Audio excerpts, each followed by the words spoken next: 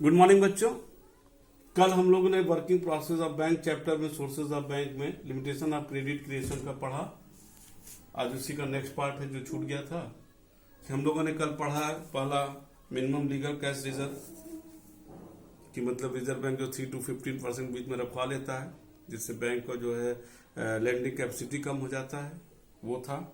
दूसरा amount of cash की जो है बैंक को पैसा जो डिपॉजिटर उनको देने के लिए पैसा अपने पास रखना पड़ता है, उसको भी वो क्रेडिट, उससे भी उसकी लैंडिंग कैपेसिटी कम हो जाती है।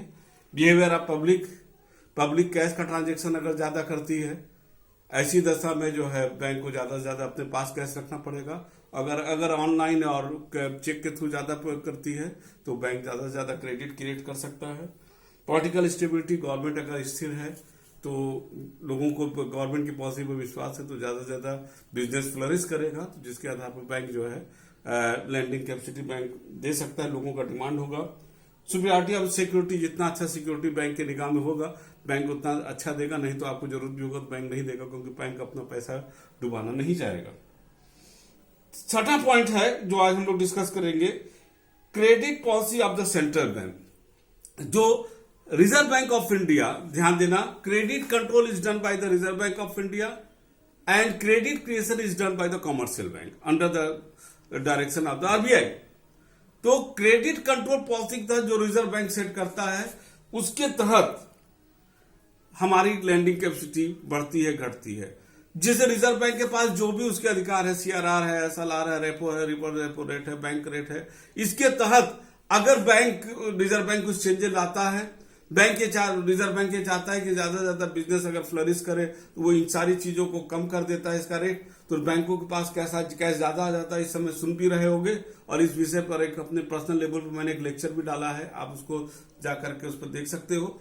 उस पर जो है बैंक को, जब रिजर्व बैंकों के पास पैसा ज्यादा आ जाएगा तो बैंक की लैंडिंग कैपेसिटी बढ़ेगी और बैंक ज्यादा से ज्यादा मार्केट में वो करेगा। जब पैसा देगा उधार, लोगों को परचेजिंग पावर बढ़ेगा, डिमांड बढ़ेगा और मार्केट में जो है एक होगा। और वाइस वर्सा, अगर जो है रिजर्व बैंक बैंकों से ज्यादा ये इसको बढ़ा देता है, एसएलआर, रेपो रेट और सीआरआर, तो बैंकों की लैंडिंग कैपेसिटी, कैश कम हो जाएगा, लिक्विड कम हो जाएगा, बैंक की लैंडिंग कैपेसिटी कम हो जाएगी, नहीं कर पाएगा। This is the point number 6, nature of business condition. देखो जैसे इस समय हमारा रिसेशन चल रहा है और एक होता है बूम। ये क्लास में हमने इन्फ्लेशन के समय बताया था। बूम का मतलब होता है बिजनेस प्रोग्रेस कर रहा है, खूब तेज चल रहा है, खूब डिमांड है मार्केट में, तो हमको लोन लेने में कोई हर्जा नहीं है। हम जाएंगे बैंक से लोन लेंगे, और क्योंकि हमको मालूम है कि इस पर हम कमा करके एज ए बिजनेसमैन हम बैंक को दे देंगे। जैसे इस समय है, रिसेशन की स्थिति आ गई है, मार्केट में डिमांड है ही नहीं, ओवरऑल डिमांड सो गया पूरे वर्ल्ड। ऐसी दशा में लोन कौन लेगा? नहीं ले पाएगा। बैंक सस्ता भी लोन दे देगा तो लोग नहीं लेंगे भैया, क्योंकि सस्ता भी उसको महंगा पड़ने लगेगा, और बूम के पीरियड में महंगा भी उसको सस्ता पड़ेगा। क्योंकि अगर मान लीजिए वो 8% ले रहा बूम के पीरियड में, हम 15% कमा रहे तो हम दे देंगे आराम से, 7% एक्स्ट्रा कमा भी लेंगे। आज वो 2% पर भी बैंक इंटरेस्ट देगा और हमारी कमाई 4 रुपया भी नहीं है, 2 रुपया भी नहीं है, तो हम 2 रुपया भी महंगा पड़ जाएगा। ये जो है जो पॉइंट हो गया आपका कि condition, nature of the business condition, ये इस पर जो है बैंक का उसको काफी प्रभाव पड़ता है। इसमें दिया है the credit creation will depend upon the nature of business condition. Credit creation will be larger during the period of business property, that is the boom, while it is smaller during the depression, that is the recession। ये होगा बेटा आपका सारा point clear हो गया हमारे पास से limitation का।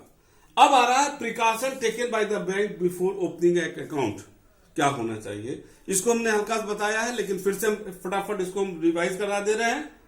अकाउंट बाय ए माइनर, हमने बताया कि जो 18 साल से ऊपर के लोग हैं वो खोल सकते हैं, लेकिन एक माइनर भी खोल सकता है, लेकिन under the guardianship of the, या इधर पेरेंट्स है या जो भी गार्जियन है उसकी खुलेगा। तो जब तक वो 18 साल का नहीं हो जाएगा, बैंक माइनर का सिग्नेचर नहीं, उसके गार्जियन का सिग्नेचर ही वहां एप्लीकेबल होगा। 18 साल के बाद वो जाके कन्वर्ट करा ले तो वो माइनर तब वो ऑपरेट कर सकता है। ज्वाइंट हिंदू फैमिली बिजनेस, आप बीओ में पढ़े भी होंगे, ज्वाइंट हिंदू फैमिली बिजनेस जिसमें कर्ता होते हैं, बाकी लोग जो है अलग होते हैं। कर्ता is the main decision maker person. ये अकाउंट करता ही ऑपरेट करता है और दूसरा कोई ऑपरेट नहीं कर सकता है। Account of the married women, कानून में मैरिड वुमेन का मतलब एक वयस्क व्यक्ति से होता है, उसको नहीं है। यहां जरूर बताएंगे कि घर में आप कह सकते हो कि हमारी वाइफ है और हम हस्बैंड हैं, एक दूसरे से अलग नहीं है। लेकिन बैंक के निगाह में अगर कोई मैरिड वुमेन है तो मैरिड ही, जो वो शादीशुदा औरत है या कोई भी है, वो खुद अपना अकाउंट ऑपरेट करेगी। वहां पर इसके हस्बैंड का दखलंदाजी नहीं होगा। वो एज इंडिविजुअल स्टेटस वो मैरिड वुमेन उसको बैंक को के अकाउंट को अप्लाई करेगी। वो लोन भी ले सकती है, जो भी अपने स्टेटस पर कर सकती है। आज संविधान में उसको उतना ही अधिकार है जैसे एक पुरुष को।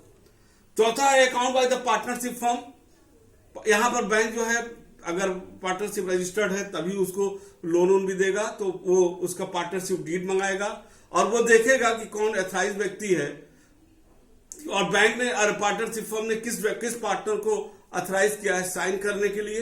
वही व्यक्ति जिसको पार्टनरशिप फर्म ने अथराइज किया है, चाहे वो पार्टनर हो चाहे मैनेजर हो, उसी व्यक्ति का साइन अप्लाई होगा। बाकी वो अकाउंट फर्म के नाम से खुलेगा। Similarly account by the joint stock company, joint stock company के संदर्भ में ये जरूर है कि बैंक मेमोरेंडम ऑफ एसोसिएशन की मांग करेगा, आर्टिकल ऑफ एसोसिएशन मांग करेगा। उसके तहत वो देखेगा who is the authorised person of the joint stock company, managing director है, सीएफओ है, चीफ फाइनेंशियल ऑफिसर है, या सीईओ है, या कौन व्यक्ति है जिसको मेमोरेंडम ऑफ एसोसिएशन या एनुअल जनरल मीटिंग में अगर उस किसी को ऑथराइज किया गया है, उस व्यक्ति को जो है वो उसके ही साइन से जो है ज्वाइंट स्टॉक कंपनी ऑपरेट हो सकता है।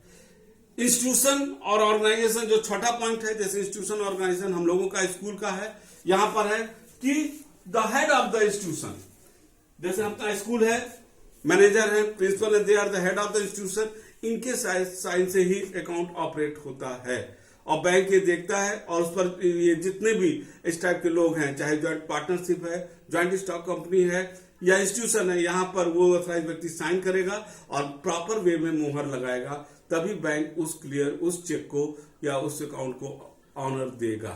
ये हमारे ख्याल से ये चैप्टर आपका ये हो गया। इसमें जो है एक पॉइंट बीच में छोटा सा है और इसको मैंने डिटेल बताया था और यहां बोलेंगे कि क्रॉथर का एक डिफिनेशन दिया है कि, और इसका वेलफेयर लीफ का, वेलफेयर लीफ ने कहा था कि जितना क्रेडिट, अगर 100 रुपया डिपॉजिट है तो 100 ही रुपया हम क्रेडिट कर सकते हैं। लेकिन क्रॉथर ने जो है आगे कहा था, क्रॉथर का प्रैक्टिकल जो आर्गुमेंट था हम उसको बोल रहे हैं, इसको ध्यान दीजिएगा, ऊपर दिया हुआ है लिमिटेशन ऑफ क्रेडिट क्रिएशन के जस्ट ऊपर वाला पैराग्राफ आप पढ़ना। The practical argument of Crowther is that if we compare the total cash in the country with the total deposit payable money in the bank, जो total cash country के पास है और टोटल डिपॉजिट जो है bank देने वाला, उसके संदर्भ में वी समटाइम फाइंड, हम पाते हैं that bank deposit become greater than the total cash in the country. According to the Crowther the total money deposited in bank, ध्यान देना, बहुत ही फैक्ट एंड फिगर, इस चीज को मैंने क्लास में पूरा डिटेल की बैंक कैसे डिपॉजिट का कई गुना क्रेडिट क्रिएट कर सकता है, मैंने प्रूफ किया था। उसके संदर्भ में यहां पर एक डेटा है, एक्चुअल डेटा है, उसको the total money deposit in the bank in England was 600 crore pound वहां की मुद्रा है, जैसे यहां का रुपया है, 600 करोड़ पाउंड था डिपॉजिटेड, वेयर आज the total money was merely 160 crore pound, करीब करीब 4 गुने के करीब, थोड़ा सा उससे कम ये था, ध्यान देना 4 गुना करीब। If the bank had not created credit, अगर बैंक क्रेडिट क्रिएट नहीं करता है तो कैसे ये 4 गुना बढ़ गया, ठीक है ना इनके। Hence it is true that the modern bank create credit and enhances the quantity of money. तो अक्सर होता है कि इसीलिए जो है आज कैशलेस इकोनॉमी की हम लोग बात करते हैं कि ताकि ज्यादा से ज्यादा डिपॉजिट होगा। तो आप आज के संदर्भ में अगर मान लो कि बैंक, अगर हम 90% भी हम लोग कैश डिपॉजिट पर आ जाएं, 90% सॉरी, हम लोग जो है जो डिपॉजिट करते हैं 90% हम जो है ऑनलाइन या चेक से उपयोग करें और कैश का कम उपयोग करें, अगर 90% भी आ जाए तो ये मेरा जो कैलकुलेशन है कि अगर 100 रुपया डिपॉजिट है बैंक के पास तो 500 रुपया तक बैंक जो है मार्केट में क्रेडिट सर्कुलेट करा सकता है। ये इकोनॉमी में बहुत बड़ा है, इसको मैंने प्रूव भी किया था और इसको बहुत डिटेल अब हम नहीं जाएंगे, लेकिन दिस इज द ट्रूथ। और ये जो डेटा इंग्लैंड का बता रहा है वो यही बता रहा है कि करीब करीब 4 गुना तक बढ़ गया। अब तो कैशलेस का प्रयोग ज्यादा हो रहा है, इसलिए now at present time the capacity of the bank to lend the money is increasing in comparison to the deposit of the money what the bank have the money deposit the money into its bank। ठीक है ना, मेरे ख्याल से ये चीजें काफी चीज समझ में आ गया होगा, लिमिटेशन और सब कुछ। और इस प्रकार जो है हम लोगों का ये चैप्टर जो था वर्किंग प्रोसेस ऑफ बैंक, ये समझ में आ गया होगा, क्लियर हो गया होगा। और इस पर खुद ध्यान से पढ़िएगा और इसको नोट्स भी बनाइए। किताब हमारे ख्याल से हमने कहा भी था, आप लोगों ने ले लिया होगा, और नहीं तो फ्रेंड से आप किसी भी जो सीनियर है उनसे भी आप इंतजाम कर सकते हो, बात कर सकते हो कैसे लिया जाए। देखिए बेटा, ये है आपको किताब रखना है। ये प्रॉब्लम अब आप हमसे ना डिस्कस करिए कि सर किताब नहीं है। It is your problem but one should have the book, otherwise there is no meaning of this lecture. क्योंकि अच्छे पढ़ाई का तरीका है कि आप लेक्चर सुनिए, उसको तुरंत आप उसको जाकर के उसको किताब से पढ़िए और उसका तुरंत नोट बना लीजिए, तभी आप जो है उसको समझ पाओगे और तब क्वेश्चन पूछोगे तो समझ में आएगा। एक चीज और, आप एक लेक्चर एक बार मत सुनिए, आप उसको, ये लेक्चर सबसे बड़ा फायदा, शुरू से सारा लेक्चर मेरा अभी भी मौजूद है यूट्यूब पर, आप उसको जब चाहो रिपीट कर करके कई बार सुनो। आपके लिए जितने बार सुनोगे उतना ही वो कामगार होगा। और सुनते रहिए, पढ़िए, मस्त रहिए, एंजॉय कीजिए। नेक्स्ट सेशन में हम जो है नेक्स्ट चैप्टर का क्लास लेकर आएंगे, तब तक के लिए थैंक यू।